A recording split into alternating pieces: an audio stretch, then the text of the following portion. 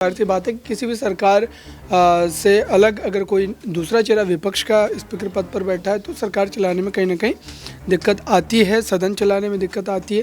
तो ये सारी चीज़ें हैं और अगर उनको हटाया जाता है तो और ज़्यादा करवाहट जो है वो रिश्तों में देखने को मिलेगी। बिहार विधानसभा का कार्यकाल चल रहा था जब एनडीए की सरकार 2020 से 2020 के बीच में रही थी। विधानसभा स्पीकर विजय सिन्हा थे, तो विधानसभा का कार्यकाल खत्म हुआ। भरी विधानसभा में कार्यकाल खत्म होने के बाद, सभा खत्म होने के बाद नीतीश कुमार और विजय सिन्हा बुरी तरीके से भिड़ गए थे और कहीं ना कहीं ये मुख्य आधार बना था। अब बीजेपी ने नीतीश कुमार को एक प्रकार से मुख्यमंत्री तो बना दिया है, लेकिन कहीं ना कहीं एक प्रकार से शांत रखने के लिए, दबाने के लिए विजय सिन्हा और सम्राट चौधरी को चुना है। चूंकि भारतीय जनता पार्टी के पास ज़्यादा सीटें हैं जेडीयू के मुकाबले में, तो बीजेपी ये कोशिश करेगी कि जो है स्पीकर का पद जो है वो भाजपा के पास रहे।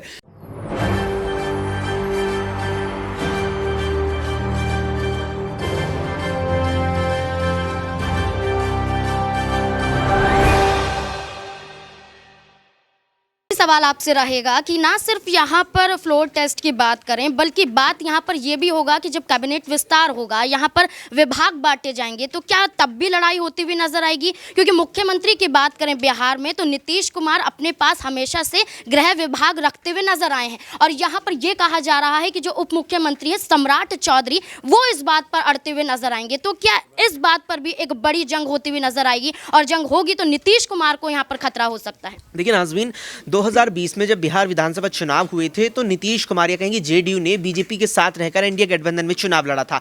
अब जब 2022 तक एनडीए की सरकार बिहार में चली थी तो उस वक्त बिहार विधानसभा के स्पीकर विजय सिन्हा थे और विजय सिन्हा और यहां सम्राट चौधरी, ये दो वही नेता हैं जब एनडीए की सरकार के दौरान में नीतीश कुमार से लगातार ही तकरार रहा था। अब आप ये देखिए कि सुशील कुमार मोदी को जिस तरीके से यहां पर उप मुख्यमंत्री नहीं बनाया गया है, तो चीजें निकल करके यही सामने आई कि जब एनडीए में शामिल हुए नीतीश कुमार तो उन्होंने मुख्य रूप से 3 शर्तें बीजेपी के सामने रखी। पहली शर्त ये थी कि मुख्यमंत्री का पद वही संभालेंगे। इसके बाद दूसरी शर्त ये रखी गई थी कि बिहार के जो विधानसभा चुनाव है वो लोकसभा के साथ ही करा दिया जाए और तीसरी शर्त ये थी कि सुशील कुमार मोदी को मुख्यमंत्री के बाद उप मुख्यमंत्री बनाया जाए। लेकिन बीजेपी ने केवल एक शर्त मानी कि मुख्यमंत्री आप बनेंगे, अन्य 2 शर्तों को नकार दिया।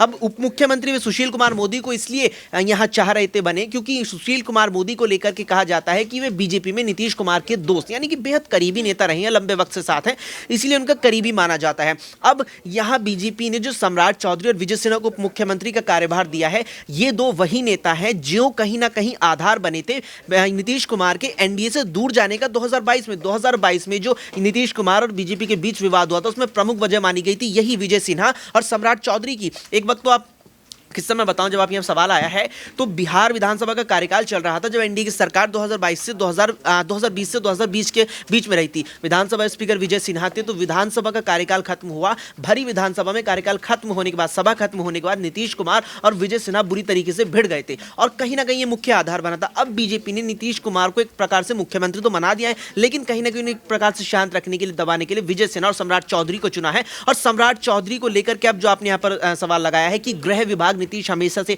अपने पास रखते आए हैं, लेकिन सम्राट कहीं ना कहीं दावेदारी ठोक रहे हैं, तो फिर वही स्थिति नजर आ रही है कि सम्राट चौधरी एक बार फिर से अपना वो जो अंदाज है उनका नीतीश कुमार के खिलाफ जाने का, वो दिखता यहाँ पर नजर आ रहा है। जी बिल्कुल, यहाँ पर नीतीश कुमार अपनी बात पर अड़ तो जाते हैं, तभी यहाँ पर 9वीं बार मुख्यमंत्री बिहार के बने हैं। लेकिन एक और मसला यहाँ पर देखा जाता है, वो है कि यहाँ पर विधानसभा स्पीकर को हटाना।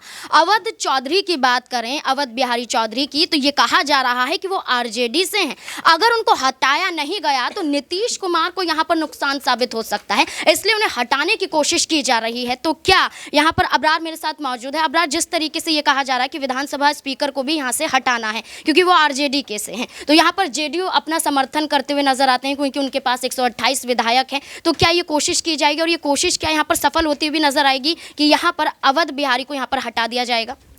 देखिए बिल्कुल ये कोशिश की जाएगी, चूँकि स्पीकर का पद बड़ा पद होता है और जाहिर सी बात है कि किसी भी सरकार से अलग अगर कोई दूसरा चेहरा विपक्ष का स्पीकर पद पर बैठा है तो सरकार चलाने में कहीं ना कहीं दिक्कत आती है, सदन चलाने में दिक्कत आती है। तो ये सारी चीज़ें हैं और अगर उनको हटाया जाता है तो और ज़्यादा करवाहट जो है वो रिश्तों में देखने को मिलेगी। जहाँ तक बात जो है नए चेहरे की लाने की है, तो हो सकता है कि वो जो पद है वो भारतीय जनता पार्टी से किसी को दिया जाए। चूँकि भारतीय जनता पार्टी के पास ज़्यादा सीटें हैं जेडीयू के मुकाबले में, तो बीजेपी ये कोशिश करेगी कि जो है स्पीकर का पद जो है वो भाजपा के पास रहे। लेकिन अब तक इस पूरे मामले पर जो है आने वाले दिनों में ही जो तमाम चीज़ें हैं वो स्थिति जो है वो स्पष्ट होती नजर आएगी, क्योंकि अभी तो फ्लोर टेस्ट होना है, उस पर नीतीश कुमार को कहीं ना कहीं जो है ये साबित करना है कि उनके साथ विधायक हैं या नहीं है। और अभी भी देखिए, जहाँ तक ये चर्चाएं चल रही है कि लालू प्रसाद यादव या तेजस्वी यादव कोई खेल कर सकते हैं, ललन सिंह बागावत कर सकते हैं, तो देखिए इसकी संभावनाएं बहुत ज़्यादा है, क्योंकि नीतीश कुमार के साथ जो चेहरा रहा है और जितने लंबे लंबे समय तक रहा है, उन तमाम लोगों ने उन्हें धोखा दिया है, चाहे वो जीतन राम मांझी हो या फिर अन्य और चेहरों की हम बात करें, तो ललन सिंह भी ठीक उस तरीके के कदम को उठा सकते हैं। और उससे भी बड़ी बात यह है कि अगर ललन सिंह अपनी जो है राजनीतिक यात्रा को लगातार जो है कायम रखना चाहते हैं या फिर अपनी जो है पॉलिटिकल जीवन को सुरक्षित रखना चाहते हैं, तो उन्हें कहीं ना कहीं एक सेफ जगह जाना ही पड़ेगा। और जेडीयू पार्टी अब ऐसी पार्टी बन चुकी है कि उसमें अगर कोई बड़ी टूट हो गई, इस समय 12-13 विधायक टूट गए, तो पार्टी पूरी तरीके से जो ख़त्म हो जाएगी, क्योंकि फिर से पार्टी को जिंदा करना, फिर से गांव में जाना, कस्बों में जाना, प्रखंडों में जाकर के मीटिंगें करना, वो नीतीश कुमार की बस की अब बात नहीं है। क्योंकि जो बातें तेजस्वी यादव ने कही थी सरकार बदलने के बाद कि वो थके हुए मुख्यमंत्री, बिल्कुल सही साबित होता है, क्योंकि बिहार की स्थिति, बिहार की दशा जो है वो तो उस तरीके से ही है। जब से नीतीश कुमार मुख्यमंत्री बने हैं तब से भले उन्होंने कई बड़े दावे किए होंगे कि गली गली में जो है उन्होंने नाली बना दिया, गली गली में जो है सड़कें पक्की बना दी, तमाम चीज़ें हुई, तमाम चीज़ों को हम मानते भी हैं, स्वीकारते भी हैं, लेकिन उसके बावजूद भी एक बड़ी सच्चाई ये है ना कि बीते जो है 1960 के बाद से लगातार बिहार सबसे पिछड़ा हुआ राज्य बना हुआ है।